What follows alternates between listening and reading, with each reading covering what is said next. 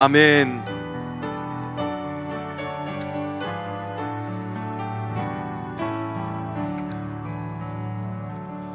네, 자리에 앉으시겠습니다. 오늘 우리에게 주시는 말씀 함께 우리 교독하도록 하겠습니다.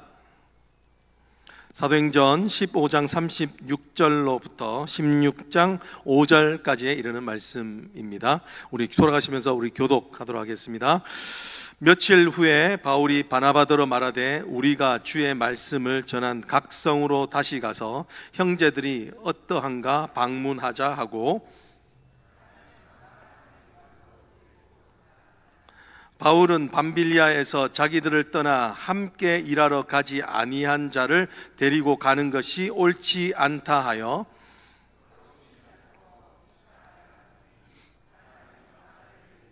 뺐다고 구부러로 가고, 바울은 신라를 택한 후에 형제들에게 주의 은혜의 부탁함을 받고 떠나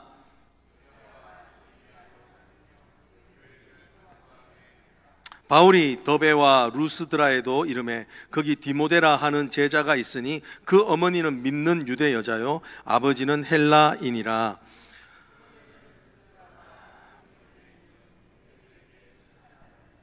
바울이 그를 데리고 떠나고자 할새 그 지역에 있는 유대인으로 말미암아 그를 데려다가 할례를 행하니 이는 그 사람들이 그의 아버지는 헬라인인 줄 다 알미러라.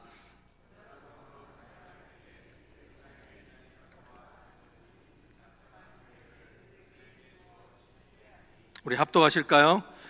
예, 여러 교회가 믿음이 굳건해지고 수가 날마다 늘어가니라. 아멘. 네, 오늘은 교회를 견고하게 하니라 라고 하는 제목으로 우리 말씀을 함께 나누고자 합니다. 여러분, 견고한 인생 되어지기를 주의 이름으로 축복합니다.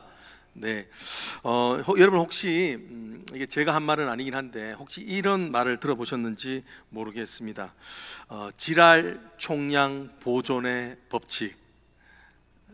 혹시 들어보셨나요? 좀 죄송한데, 근데 이게 제가 한 말이 아닙니다. 이게 유머에서 따온 말이 아니라 이게 알고 보니까 이 대구에 있는 경북대 김두식 교수라는 분이 쓴 책에서 인용한 용어예요. 그 책이 뭐냐면 불편해도 괜찮아 라고 하는 책인데, 여러분 상당히 부담스러워 하시는 것 같은데, 네, 괜찮습니다. 불편해도. 네, 이 단어를 쓰면서 말하고 싶었던 게 있었습니다. 왜냐하면 그것은 너무 한국 사회가 너무 착해 보이려고 애쓰는 불편함이 있다는 겁니다. 그런데 그거는 사실 자기 기만이라는 거죠. 또 신앙생활 하는 사람들 중에서도 너무 신앙적인 위선으로 자신을 거룩하게 보이려고 하는 그런 욕구가 사람들에게 많이 있다는 겁니다. 사실은 그렇게 보일는지는 몰라도 사람의 이면에는 모두 다 어떤 게 있냐면 미성숙한 모습들이 다 있다는 것을 이야기하기 위해서 이 단어를 쓴 겁니다. 사실 좀 유머스럽게 쓴 거죠. 우리 물리에서 배웠던 질량 보존의 법칙을 가지고 이렇게 사용한 것이 유머스럽게 사용한 거긴 합니다.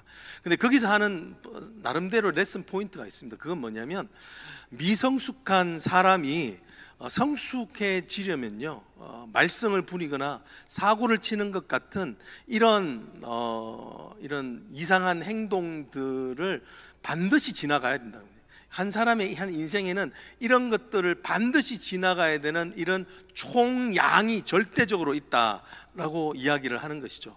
그러니까 사춘기를 안 지나가는 사람은 없다는 거예요. 사춘기를 중학교 때 안 지나갈 때 뿐이지 나중에 보면 40대 때도 지나가고 50대 때도 지나가는 그런 사람들이 있다는 겁니다. 네.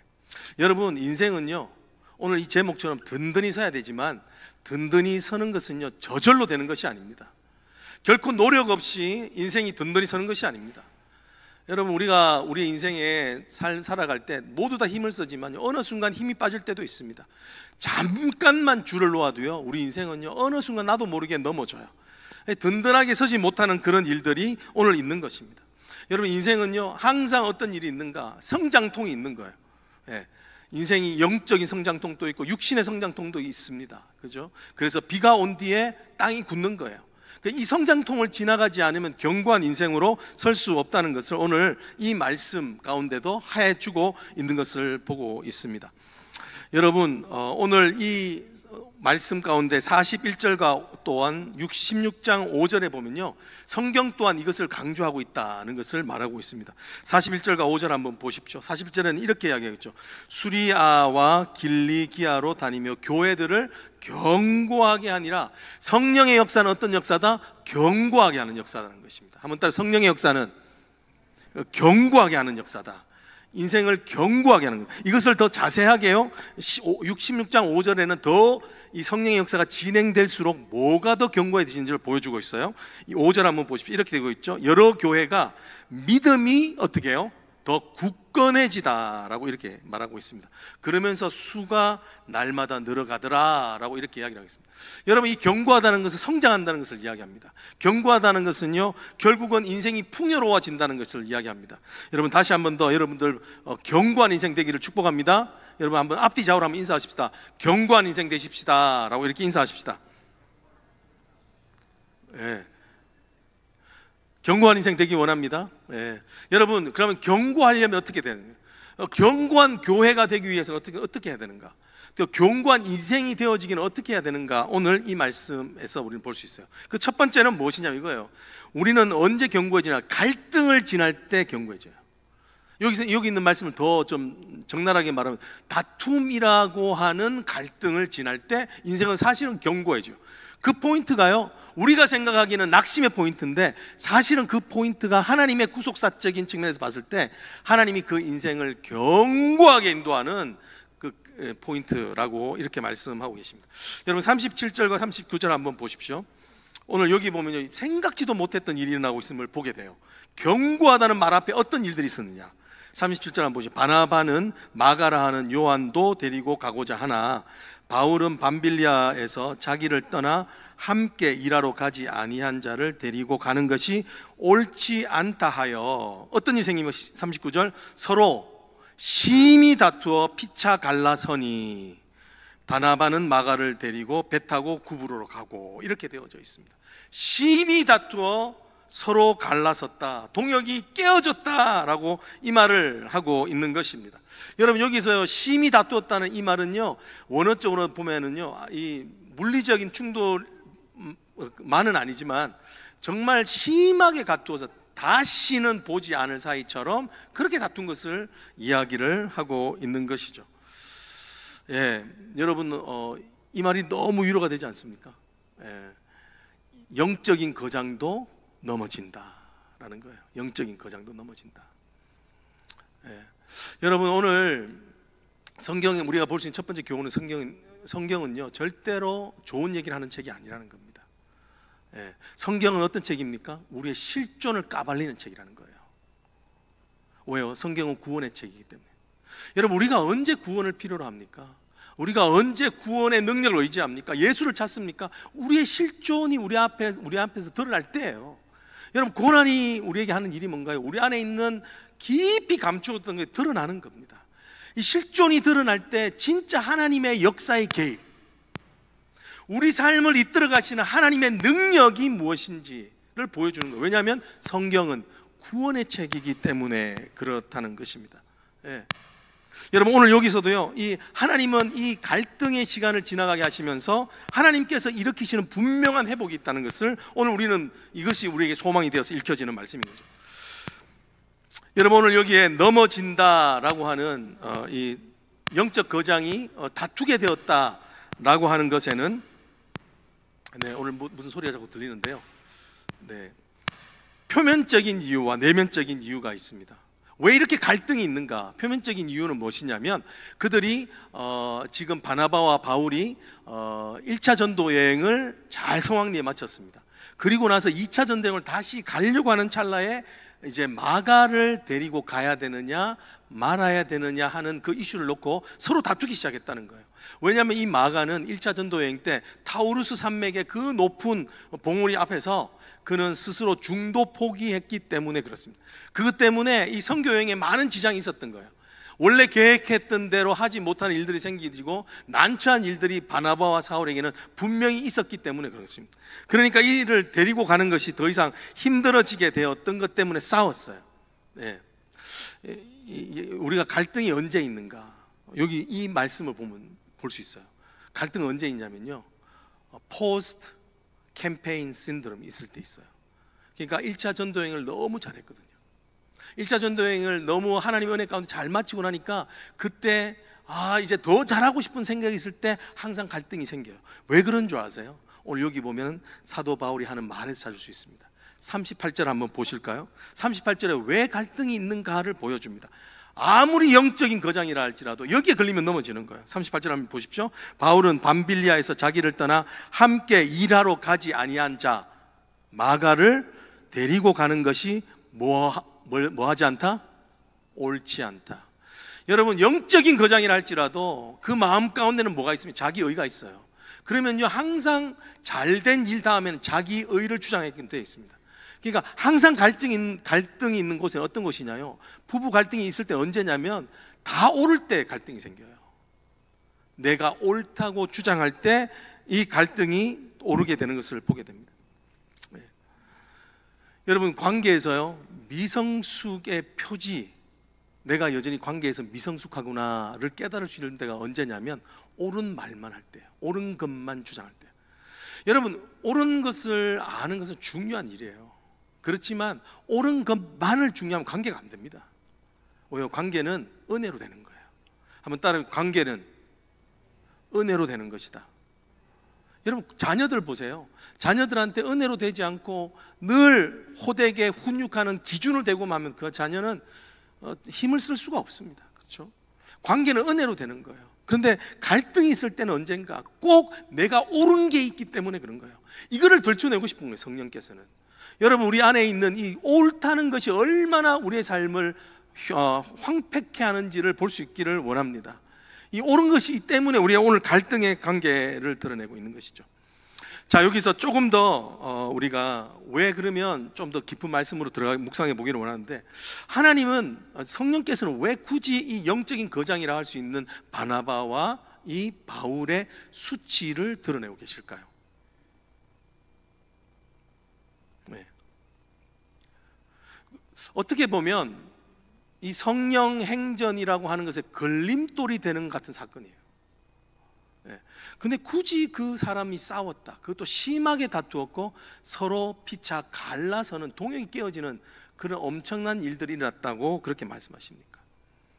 여러분, 우리 첫 번째, 왜 수치를 드러내시는가? 살기 위함인 거예요. 하나님께서 수치를 드러낼 때 하는 일들이 있어요. 첫 번째는 뭐냐면요, 그때 그럼에도 불구하고 성령께서 그 인생들을 인도하는 것들을 보게 됩니다.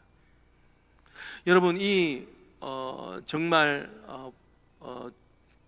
그러니까 멈춰짐 없는 이 복음의 드라마틱한 이 전진은 전적으로 누구의 은혜로 진행되는 것인가? 갈등 있는 인간의 약함으로 되는 것이 아니라 성령의 주권적 사역으로 진행되고 있다는 것을 오늘 이렇게 말씀하고 계시는 것입니다. 네, 여러분 믿으시나요? 여러분, 초대교회도요, 돌이켜보면 너무너무 많은, 자세히 보면 결함들이 많아요. 아나니아와 삽비라의 사건도 있었죠. 그 성령의 뜨거운 시간 가운데 사람을 속이는 사건도 있었어요. 그리고요, 심지어는 예수를 믿게 된 바리새파 유대인들은 복음을 알았음에도 불구하고 이방인을 그렇게 자신들의 공동체 안에 들이기를 원치 않았어요. 여전히 선빈 의식이 있는 사람이었어요. 근데 중요한 것은 이 복음의 은혜를 현장에서 체험하였던 베드로도 갈라디아서 4장에 보면은요, 이방인과 함께 먹었다는 것 때문에 도망가요. 그것을 두려워해서 도망가는 일들이 보여지게 되죠. 그러니까 이 성령이 전적으로 인도하지 않으시면 인간의 이 나약함으로만 이게 되는 것이 아니라는 것을, 우리 인생을 그렇게 인도하신다는 것을 된다는 것을 보여주는 것입니다. 그러니까 사도행전을 묵상할 수 있는 가장 좋은 포인트는 뭐냐면, 이것은 사도가 행한 행전이 아니라 실제로 누구의 행전이라고요? 성령의 행전. 이런 성령의 행전. 여러분의 삶을 여러분이 운영하는 것 같지만 아닙니다. 하나님이 인도하십니다. 여러분, 오늘 여러분의 삶에서 정말 내가 이러다가 정말 죽을 것 같다라고 하는 고난이 있어요. 힘듦이 있어요. 근데 그걸로 다 결론 지어지는 것이 아니라는 것을 말씀해 줍니다. 왜요? 우리의 변수를 뛰어넘는 하나님께서 여러분 가운데 임하시는 것이, 이 성령의 역사가 우리 가운데 있기 때문에인 줄 믿습니다. 여러분들이 절망 가운데 있다 할지라도 하나님이 인도하고 계십니다. 살려낼 줄 믿습니다. 고쳐줄 줄 믿습니다. 여러분, 회복되게 하실 줄 믿습니다. 이게 오늘 사도행전을 통해서 우리에게 주신 하나님의 첫 번째 말씀입니다. 우리의 수치를 드러내심으로써. 여러분, 두 번째 생각할 수 있는, 왜 수치를 드러내고 계시는가라는 것은요, 성령께서는 이런 성령의 행전을 방해하는 갈등과 다툼을 이용하여서, 사용하셔서 하나님께서는 그것을 오히려 성숙의 기회로 삼고 계신다는 것을 오늘 보게 됩니다. 여러분, 우리 말씀을 위해서 쭉 보겠지만요, 하나님께서는 하나님이 참 좋으신 분이 뭐냐면, 우리의 연약함을 쓰셔가지고 오히려 그것을 우리가 밟을 수 없는 땅을 밟게 하시는 성숙함의 도구로 삼아주신다는 것을 오늘 말씀해주고 계시는 것입니다. 여러분, 관계에서 갈등의 문제가 있을 때, 그것은요, 관계가 풀려질 때를 보면 우리가 깨닫게 되는 것이 있는데, 그 관계는 문제가 풀려져서 풀려지는 게 아니라는 겁니다. 언제 관계의 문제가 해결됐냐면, 자세히 보면 내가 더 성숙했을 때 그 문제가 해결돼요. 관계의 문제가 풀리게 됩니다. 그런 일을 많이 겪으셨죠? 그죠? 그래서 내가 성숙해 가고 있는가를 여러분 어떻게 아실까요? 여러분들 성숙해 가고 계시나요? 영적으로 성장하고 계시나요? 어떻게 알 수 있을까요? 여기 보면 이 말씀에 의하면요, 성숙해하는 것을 어떻게 알 수 있냐면, 내가 원수처럼 여겼던 어려운 관계에 대해서 새로운 시각으로 보게 되는, 내 안에 다르게 볼 수 있는 능력, 이 성숙이 있을 때, 그런 다른 시각이 있을 때 나는 내 신앙이 성숙해 간다라고 이렇게 말씀할 수 있는 것이죠. 여러분, 그렇습니다. 하나님께서는 지금 갈등을 통하여서 오히려 역전시켜서 그들을 성숙해 나가는 것을 보게 됩니다. 그러니까 오늘 이 말씀의 핵심 포인트 중에 하나는 그거예요. 하나님께서는 오늘 우리의 갈등 속에도 숨겨놓으신 하나님의 비밀이 있다는 것입니다. 우리 한번 따라해 보실까요? 갈등 속에도 숨겨놓으신 하나님의 비밀. 여러분, 우리가 어려움 속에도 숨겨놓으신 하나님의 비밀, 여러분, 이것을 알 때 우리 인생은 견고해집니다. 이것을 소위 구속사적 시각이라고 해요. 우리가 눈에 보여지는 대로 보는 것이 아니라 하나님의 의도와 목적, 그것이 지금 나에게도 여전히 역사하고 계신다는 것을 깨닫게 될 때, 오늘 우리의 삶에는 어떤 일이 생기는가? 내 삶이 견고해지는 거예요. 왜? 나만 의지하지 않아도 되기 때문에 그런 것이죠. 여러분, 오늘 이것을 한번 같이 계속 보려고 하는데, 요즘 보세요. 지금 다툼이 생겼어요. 그죠? 다툼이 생겼으면 어떤 일이 생길까요? 40절과 41절 한번 보십시오. 우리 같이 한번 읽어볼까요? 네, 40 시작. 바울은 신라를 택한 후에 형제들에게 주의 은혜의 부탁함을 받고 떠나 수리아와 길리기아로 다니며 교회들을 견고하게 하니라 라고 이렇게 되어져 있습니다. 지금 다툼이 생겼어요. 그래서 사역이 서로 갈라섰어요. 동력이 깨어졌습니다. 서로를 비난할 수밖에 없는 상처가 남았어요. 그러면 어떤 일이 생겨야 될까요? 당연히 사역이 힘들어져야 되는데, 오늘 이 40절과 41절에 보면 오히려 사역이 잘 되는 거예요. More places, more people connected. 지금 여기 보면요, 사도 바울은요, 더 많은 사람들, 사역자의 동력자로 세우게 됩니다. 신라를 자신의 동력자로 세우기도 하고, 또 디모데를 또 자신의 동력자로 세워서 이런 일들이 생기는 거예요. 그뿐만 아니라 지금 여기에 보면은 서로 두 사역자가 나누어져서 가지만, 이 사역 가운데서 더 큰, 이전에 생각지도 못했던 이 갈등을 기점으로 유럽을, 마게도니아 성에 복음을 전하는 일들이 생겨지게 되는 것을 오늘 이 말씀을 통해서 말씀해 주고 있는 것입니다. 이상한 일이 생긴 거예요. 더 잘 되는 거예요. 더 잘 되는 겁니다. 여러분, 우리의 갈등 속에도 하나님의 더 큰 계획이 있음을 믿을 수 있기를 원합니다. 좀 그런 일이 되는 걸 우리 성도들 좀 봤으면 좋겠습니다.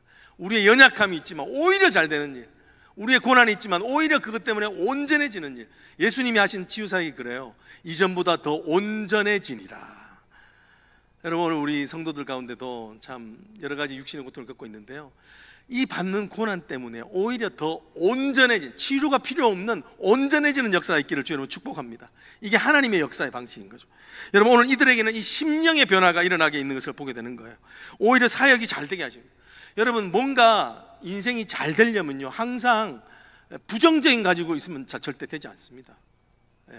뭔가 좋은 열매를 맺는다는 것은 그 안에 좋은 것으로 변화되는 상태가 있을 때만 좋은 열매를 맺는 거예요. 그거는 너무 정직한 일이죠.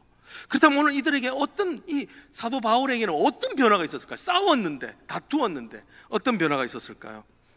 이것에 대해서 이 큐티 교재 편집장이 되시는 김양재 목사님이 큐티한테 이렇게 말씀하시죠. 이 본문에서 이렇게 해석을 해주시더라고요. 그게 뭐냐면, 사도 바울은 이 다툼과 갈등의 시간 때문에 이전보다도 더 하나님을 의지하게 되었습니다. 뭐라고요? 갈등 때문에 이전보다도 더 하나님을 의지하게 되었습니다. 할렐루야. 여러분, 갈등이 꼭 나쁜 역할만 하는 게 아닙니다. 여러분들이 하나님을 더 의지하게 될 겁니다. 여러분의 고난이 여러분을 더 하나님 앞에 가까이 가게 하는 은혜가 있을 겁니다. 이게 하나님이 만드시는 멋진 거죠. 여러분, 바울에게 바나바는요, 어떤 사람이냐? 형제와 같은 사람이에요. 자신이 아무도 믿어주지 않았을 때 자신을 다소가 있는, 긋고 낙향하여져 있는 자기를 찾아와서 자기를 사역의 자리에 이끌어주고 격려하고 자신을 사도의 자리에 이를 수 있도록 도와줬던 사람이에요. 그런 사람이기 때문에 사실은 이 사람에 대한 엄청난 신뢰가 있었던 거예요. 여러분, 근데요, 사람에 대한 신뢰가 너무너무 좋은 거지만요, 때때로 그거 아시나요? 사람에 대한 신뢰가 깃들면 하나님에 대한 신뢰가 얕아져요. 여러분, 우리의 삶을 통해서 너무나도 많이 발견하는 것 중에 그거예요. 우리가 사람을 통하여서 힘을 얻게 되면 기도하는 것이 쉽지 않아요.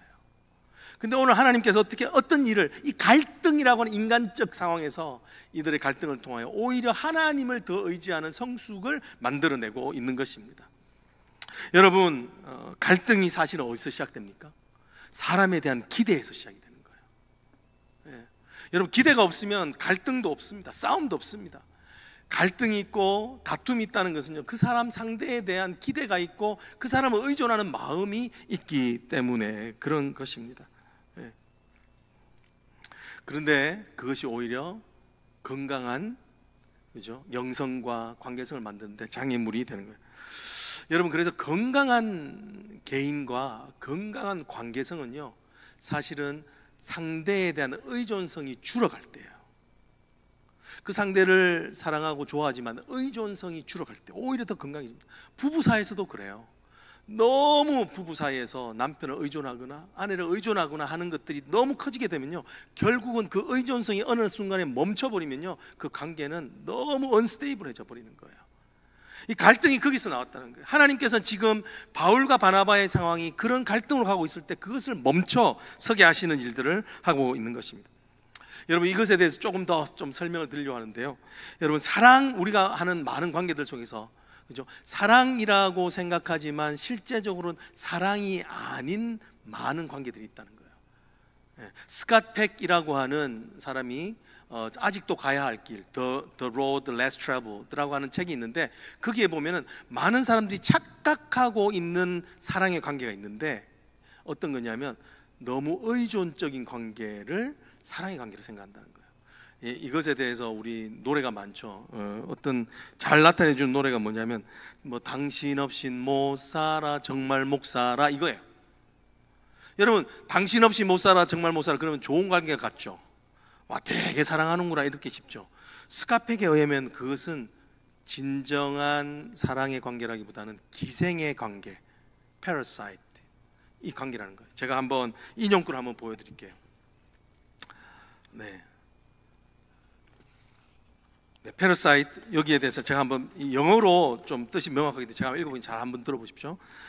What you desire is a parasitism, not love. When you require another individual for your survival, you are a parasite on that individual. There is no choice, no freedom involved in your relationship. It is a matter of the necessity rather than love. Love is a free exercise of choice. Two people love each other only when they are quite capable of living without each other, but choose to live with each other.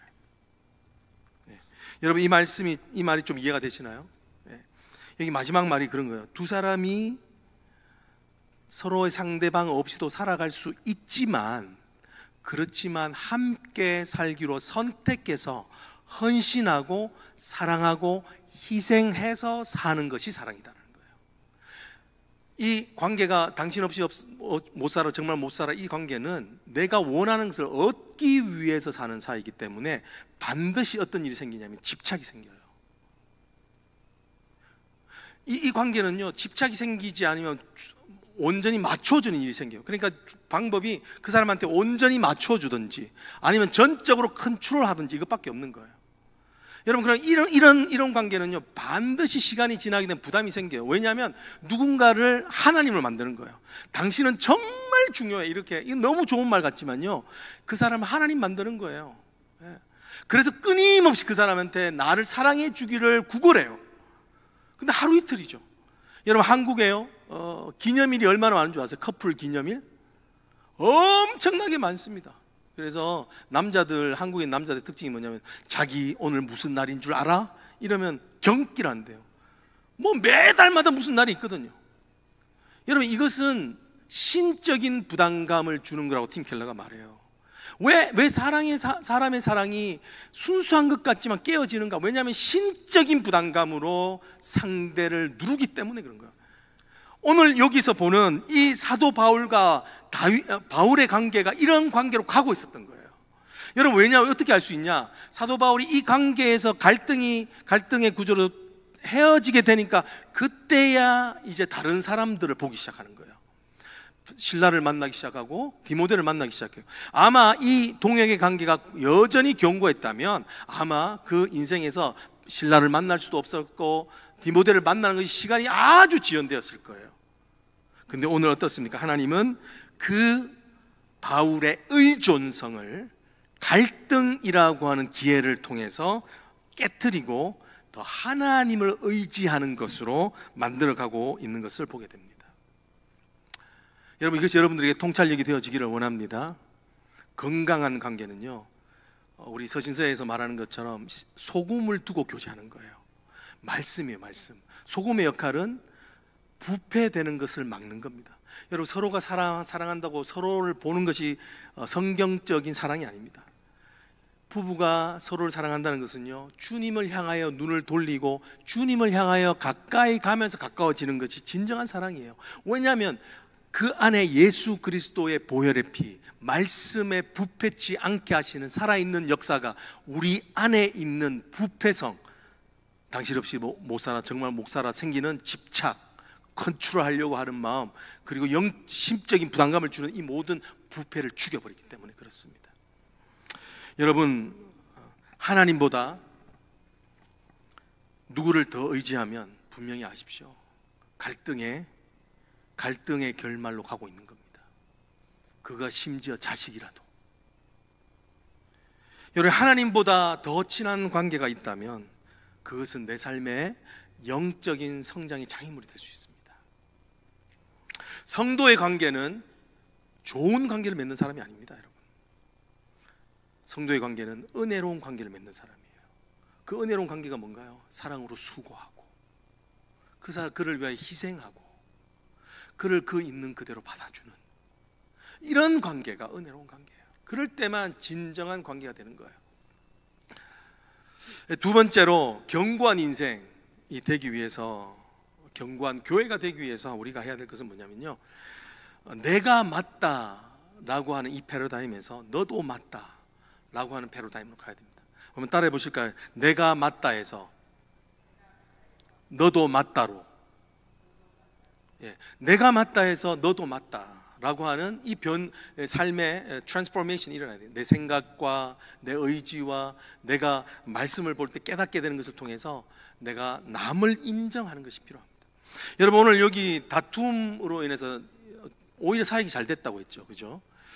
그렇다면 어떤 시너지가 났을까? 우리가 조금 더 자세히 보면서 이 말씀을 이어가려고요.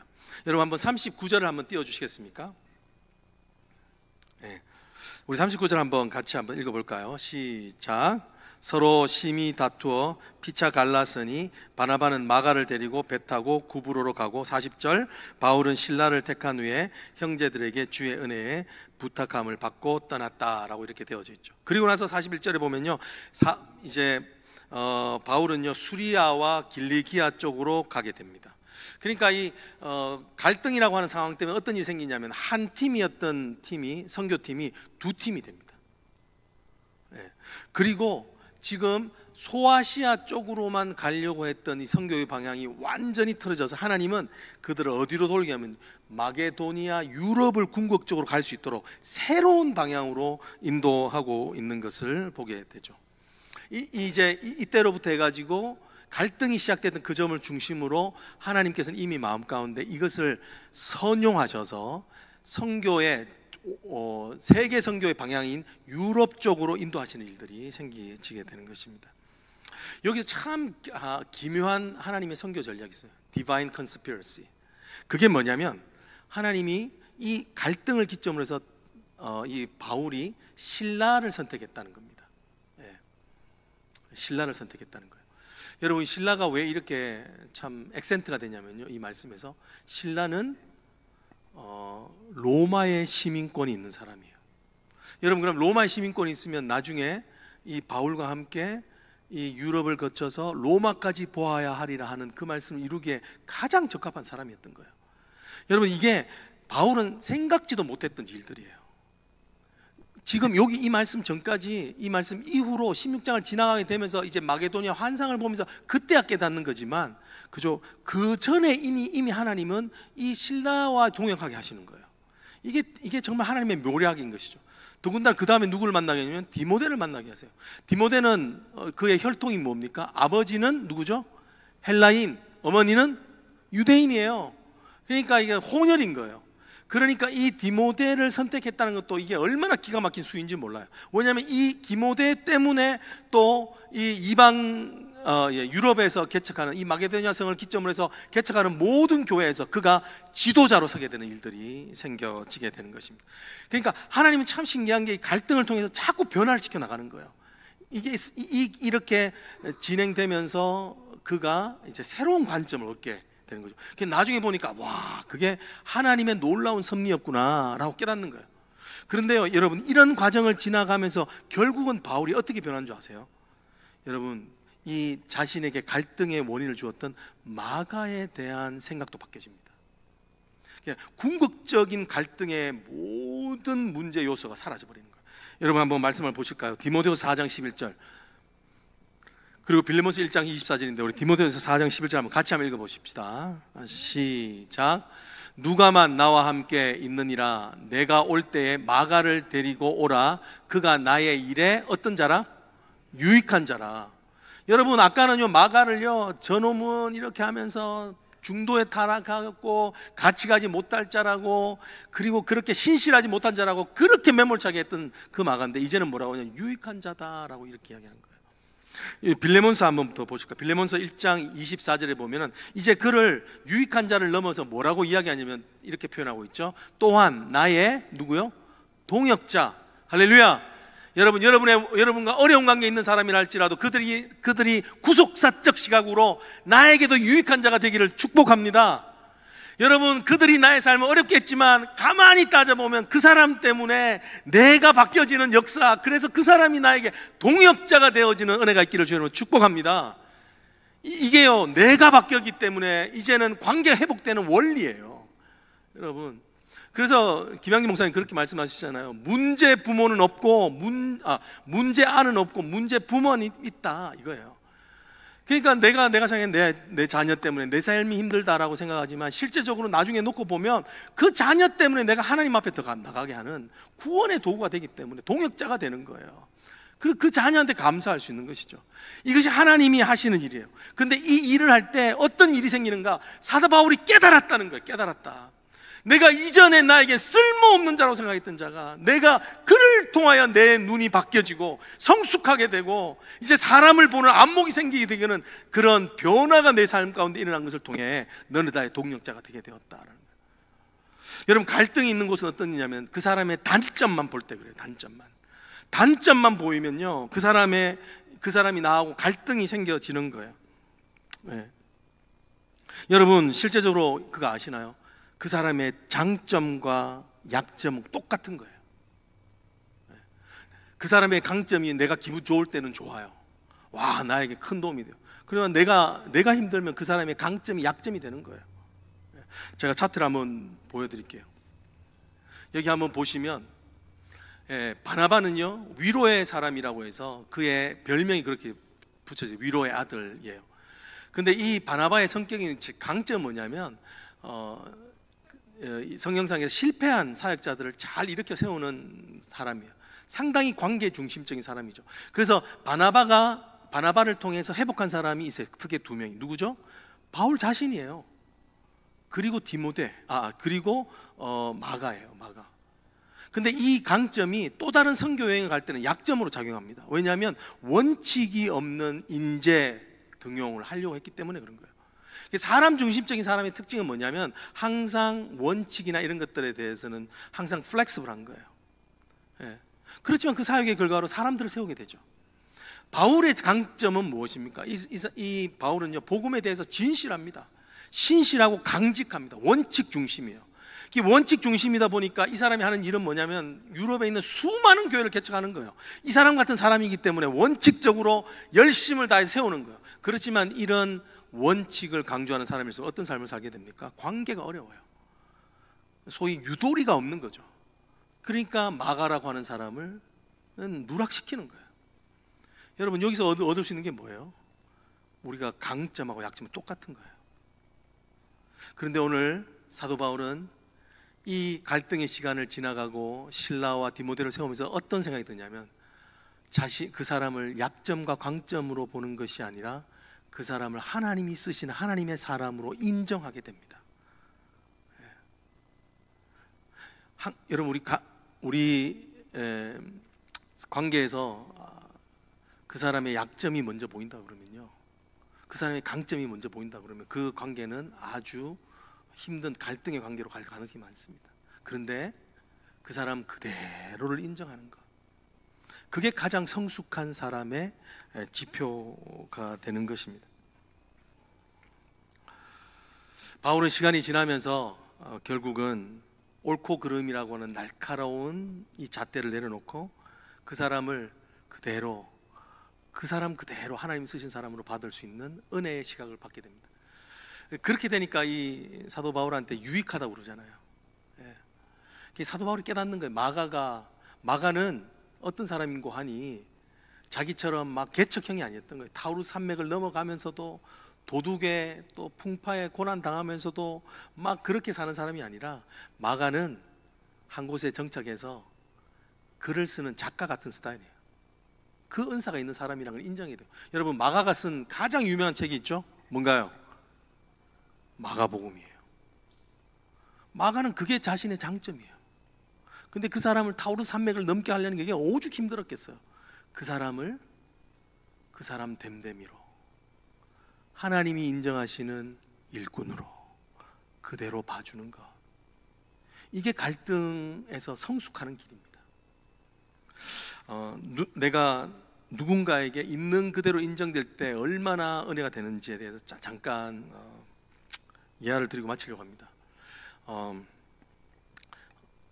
제 삶의 인생에서도 제가 제 스스로를 인정하지 못하는 때가 있었어요. 그 시기 중에 한 번이 언제인고 하면, 제가 첫 번째 사역을 내려놨을 때요. 4년 반이라고 하는 시간이 결코 쉽지 않았고, 재정적으로도 여러 가지 쉽지 않았음에도 불구하고 그 사역을 놓게 되었을 때 내가 마치 실패자와 같았어요. 나를 인정하는 게 참 쉽지 않았어요. 그래, 너는 실패자야. 다른 사람들은 다 그런 말 안 하지만 저 스스로 제가 그렇게 보고 있다는 걸 알았어요. 근데 그때 참 하나님이 감사한 건, 그때도 나에게 은혜를 주셨어요. 그 은혜가 어떤 것이었냐면, 제 자녀들을 통해서 주시는 은혜가 있었어요. 특별히 그 사역을 내려놨던 순간에 하나님이 참 기가 막히게 은혜 주셨던 게 뭐냐면, 저희 아이가 자기가 원하는 학교를 들어가는 일들이었어요. 뭐 그런 일들이 있을 수 있죠. 근데 왜 그게 은혜가 되었냐면 제 아이가 원래 가려고 하던 학교를 못 갔어요. 입학 허가를 받았음에도 불구하고 재정적으로 그때 이 파이낸셜 패키지가 너무 안 좋아서 저희가 7,000불씩을 내야 되는 그런 상황이었거든요.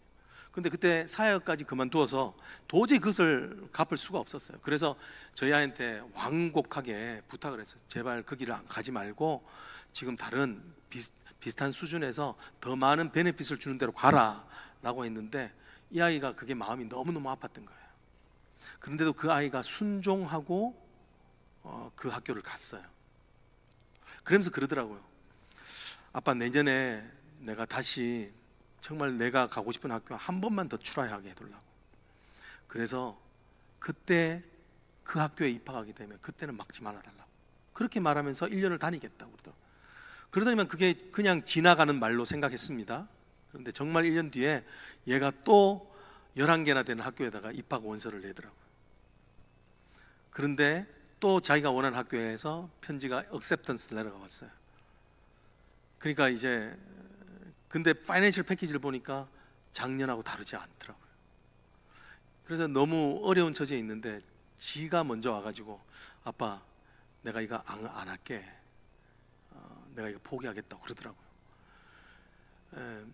근데 그때 그 순간에 참 마음이 힘들더라고요. 참 아빠가 돼가지고 이것도 못 해주나 하는 그런 마음들이 있었죠. 근데 그리고 나서 며칠 뒤에 아이가 갑자기 방에서 소리를 지른 거야. 으악! 그러더라고요. 소리를 지른 애가 아닌데 소리를 질러서 저희는 당연히 지금 뭐가 떨어졌거나 크게 다쳤거나 생명의 위협이 생겼다라고 생겨서 급하게 달려보니까 얘가 침대에다가 머리를 쳐박고 우는 거예요. 왜냐하면 지가 가고 싶은 학교가 좌절됐는데 생각지도 못했던 더 좋은 조건의 학교에서 그 아이에게 acceptance letter가 온 거예요. 근데 심지어는 그게 뭐냐면 풀 장학금을 주고 기숙사 학비까지 대어주는 정말 생각지도 못한 학교에서 연락이 온 거예요. 그래서 너무 서로 기뻐하는데 그게 너무 위로가 되더라고요. 근데 이제 그 아이랑 그래 너무 기뻐서 이제 그 학교 이제 탐방을 가게 됐을 때 그 아이가 다니던 학교를 돌아보면서 이제 소위 학교 멀천 샵이라고 해서 모자 사고 뭐 후드티 사는 데를 가지 않습니까? 그래서 너무 이제 뭐 장학금도 다 해결되고 너무 이렇게 하나님 주신 은혜, 딱 제가 그때 사임했기 때문에 언임플로이 된 상황으로 해서 모든 것이 그냥 사임하길 잘했다, 하나님 그렇게 말씀해 주시는 그런 음성 같았어요. 그래 너무 마음이 풍요로우니까 아이한테 네 사고 싶은 거 다 사, 뭐 이런 마음이었어요. 그래서 네가 원하는 거 사라고. 그런데 얘가 자기 입학하면서 도와줬던 사람들 선물해야 된다고 하면서 티 하나 사고 뭐 모자 사고 스웨트 사고 뭐 이러는데 보니까 돈이 그냥 얼쭉 800불 가까이 되더라고요. 여러분 아시잖아요. 하나 사면 120불 막 이런 거잖아요. 저는 한 200불까지 생각했거든요. 근데 제가 여러분 잘 아실지 모르겠는데 제가 이랜드 출신이에요. 그래서 옷감을 만지면 이게 원가가 얼마 들겠다는 게 대충 알아요. 근데 그거를 800불 내고 어떻게 사요? 근데 그거를 말을 못하고 있는데 애는 계속 사야 된다는 거예요. 끝까지 사야 된다고. 막 그래가지고 나중에 어떻게 들어가? 이 좋은 아빠지만 화가 버럭 나서 네 돈으로 나중에 네가 사라, 그렇게 했어요. 그러니까 어떻게 되죠? 그 좋았던 관계, 하나님의 은혜의 관계가 갑자기 얼어붙어 버려요. 그리고는요, 이 아이가 들고 있던 모든 것을 그냥 땅에 내려놓고는 나가더라고요. 어떻게 따라가야지. 따라 졸졸 날아가고 있는데 한 30분을 그 학교 교정을 빙빙빙 돌더니만 갑자기 저한테 돌아서서 이야기를 하는 거예요. 그러면서 하는 말이 뭐냐면 아빠 미안해 그러더라고요. 아빠 미안해. 아빠가 어떤 파이낸셜 버든을 갖고 있는지도 알고, 아빠가 지난 4년 반 동안 어떻게 교회를 섬긴다고 애쓰다가 힘든 것도 아는데 내가 아빠한테 너무 무리한 걸 요구해서 미안해 그러는 거예요. 여러분, 근데 그 순간에요 어떤 마음이 드냐면 부끄럽더라고요. 감이 안 오시는 것 같아 쪽팔리더라고요. 목사가 해야 되는 말을 아들이 하는 거예요. 여러분, 그때 회복시키신 하나님을 느꼈어요. 진짜 위로하신 하나님. 누군가의 인정받는 거, 나를 있는 그대로 인정받는 거, 자기한테 당했던 자기가 사고 싶은 것도 못 사고 가고 싶은 학교도 못 가게 했던 그 나쁜 아빠가 아니라 그 아빠를 사역자로 아빠로 인정해 주는 거, 이것이 얼마나 감사한지 몰랐어요. 그러니까 자녀와의 관계가 잘 되는 거예요. 여러분, 그렇습니다. 관계에서 한 사람이 다른 사람을 있는 그대로 인정하는 것, 그게 은혜입니다. 여러분. 그게 진짜 하나님께서 갈등을 통하여 우리를 성숙시키는 방법이에요. 그걸 원하시는 거예요. 여러분, 다시 한 번 더 여러분의 삶에 하나님의 구속사적인 손길이 있는 줄 믿습니다. 하나님의 깊은 뜻이 있다는 거예요. 구원의 뜻. 갈등 가운데서도 여러분 회복하는 은혜가 있기를 주의 이름으로 축복합니다. 우리 기도하겠습니다. 하나님, 우리가 견고한 인생 되어지기를 소망합니다. 그렇지만 무엇을 애써야 될지 알지 못합니다. 주님, 우리가 정말 주님께서 우리에게, 아버지 하나님, 이 상황 가운데서도 우리에게 정말 하나님, 사람을 의지하여 사는 우리에게, 그래서 날마다 두렵고 날마다 긴장하고 그렇게 사는 우리에게 주님은 여전히 우리에게 찾아오셔서 하나님의 깊은 깨달음과 하나님의 높은 은혜로 회복하게 하십니다. 사도 바울이 그렇게 참 하나님을 의지하는 정말 강력한 리더가 되게 하시는 것처럼 오늘도 고난 가운데 그것 때문에 인생이 무너지겠다고 생각하는 우리에게도 찾아오셔서 그것을 통하여 구원의 길을 여시는 주님을 믿습니다. 하나님, 우리의 눈을 들어 갈등을 통해서라도 우리를 성숙케 하시는 하나님의 귀한 손길, 구속의 은혜를 보게 하여 주시옵소서. 예수님 이름으로 기도합니다. 아멘. 우리 다 같이 자리에 일어나셔서 우리 하나님 선하시다 같이 한번 찬양했으면 좋겠습니다. 하나님은 선하십니다. 하나님은 늘 언제나 오르십니다. 그 손길로 우리를 구원의 길로 인도하십니다.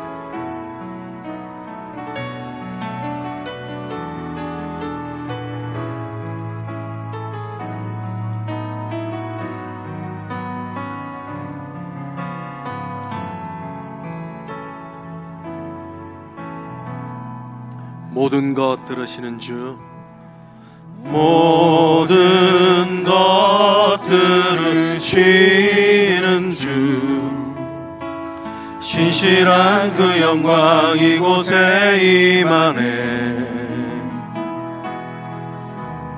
회복을 약속하신 주, 엎드려 경배와 감사로 찬양해. 하나님 선하시다. 하나님 선하시다. 하나님 선하시다. 주신 모든 약속 반드시 이루신다. 그 사랑 영원하다.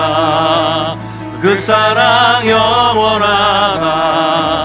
주 앞에 나 혼자 버리지 않으신다. 아멘. 우리를 희생하며 은혜를 베풀어 주십니다. 은혜를 베푸시는 주, 인자와 자비가 죄의 삭을 끝내. 높으신 그 위엄 앞에 세상 모든 권세 두려움에 떠내. 하나님 선하시다. 하나님 선하시다. 주신 모든 약속 반드시 이루신다. 그 사랑 영원하다. 그 사랑 영원하다. 주 앞에 나 혼자 버리지 않으신다. 하나님 선하시다. 하나님 선하시다. 하나님 언제나 선하십니다. 하나님 선하시다. 주신 모든 약속 반드시 이루신다. 그 사랑 영원하다. 그 사랑 영원하다. 주 앞에 나 혼자 반드시 살리신다.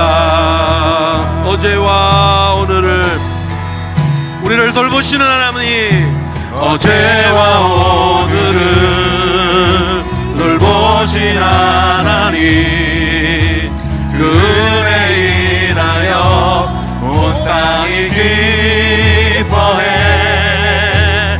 우리의 몸과 마 주님께 드리니 거룩한 산재물 받아주옵소서. 어제와 오늘을 동일하게, 어제와 오늘을 돌보신 하나님, 그 은혜 인하여 온 땅이 기뻐해. 우리의 몸과 마 주님께 드리니 거룩한 산재물 받아주옵소서. 하나님, 하나님 선하시다. 하나님 선하시다. 하나님 주신 모든 약속 반드시 이루신다. 그 사랑 영원하다. 그 사랑 영원하다. 주 앞에 나 혼자 반드시 살리신다. 여러분, 우리가 왜 인간관계에서 이렇게 갈등이 많은 줄 오늘 말씀을 통해서 이해하실 줄 믿습니다. 너무 사랑하기 때문에 그럴 수 있어요. 너무 의존하기 때문에 그럴 수 있어요. 관계는요, 어느 누구도 이런 신적인 부담감을 이겨낼 수 있는 관계는 아무도 없습니다. 여러분, 그런데 우리가 기생해도 되는 분이 있습니다. 기생해도 되는 관계가 있어요. 딱 달라붙어서요, 어린아이처럼 그 관계가 있어요. 그건 바로 주님이세요. 십자가예요. 십자가. 주님은 오히려 우리에게 어린아이와 같지 아니하면 천국에 갈 수 없다고. 그 말씀이 무슨 얘기냐면, 하나님만 의지하고 하나님 앞에 떼쓰며 나아가고 하나님 앞에 정말 그분 없이는 못 살겠다고, 당신 없이는 못 살겠다고 하는 그거를 하나님은 받아주실 수 있는 분이세요. 왜냐하면 하나님 우리를 구원하는 사랑, 생명까지 주시는 분이기 때문에 그렇습니다. 여러분, 다시 한번 우리 기도할 때 하나님 정말 깨어진 관계가 회복되어질 수 있도록 하나님 도와주시옵소서. 그 깨어지는 그 갈등조차라도 하나님은 우리를 성숙의 길로 인도하고 있다는 그 구속사적 시각, 하나님의 손길, 하나님의 뜻과 목적을 깨달을 수 있게 해달라고 우리 한번 주여 외치시고 한번 기도하십시다. 주여. 하나님, 그렇습니다. 주님, 하나님, 우리는 누구에게 기생할 수밖에 없는 자들입니다. 주님, 우리가 원하는 아버지 하나님, 자녀들에게 의지하고 자녀들이 우리를 의지하기를 원하는 하나님, 하지만 우리에겐 그런 능력이 없음을 압니다. 주님, 다시 한 번 더 주여 은혜를 더하여 주시옵소서. 하나님 말씀 가운데 주셔지는 하나님 은혜, 아버지 하나님이여, 참으로 하나님께서 우리의 이 하나님이여 갈등과 다툼조차 할지라도 그것을 통하여 역사하시는 하나님을 볼 수 있도록 인도하여 주시옵소서. 하나님께서 그렇게 하실 것을 기대하며 소망합니다. 하나님이 하십니다. 하나님이 역사하십니다. 하나님께서 우리를 돌보십니다. 하나님 아버지, 정말 우리가 하나님을 앞에 나아갈 때, 하나님 아버지 그 품에 안길 때 우리를 새롭게 하시는 은혜가 있을 줄 믿사오니, 주여 그 은혜로 말미암아 살아갈 수 있는 아버지 새로움이 임하여 주도록 하나님 인도하여 주시옵소서. 하나님 아버지, 사람에 대하여 갈등의 관계, 하나님 아버지 정말 옳고 그름의 문제가 아니라 아버지 하나님이여 장점과 단점이 아니라 하나님을 바라보는 역사에 눈으로 볼 수 있도록 인도하여 주시옵소서. 하나님 인도하여 주시옵소서. 선하시다. 주신 모든 약속 반드시 이루신다. 그 사랑 영원하다. 그 사랑 영원하다. 주 앞에 나 혼자 반드시 반드시 살리신다.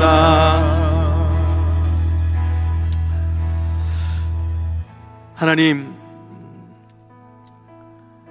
우리는 우리의 수치가 드러나는 것을 괴로워합니다. 갈등으로, 다툼으로 관계가 깨어지는 것을 두려워합니다. 그렇지만 속으로 하나님, 그 사람을 여전히 비판하고 판단합니다.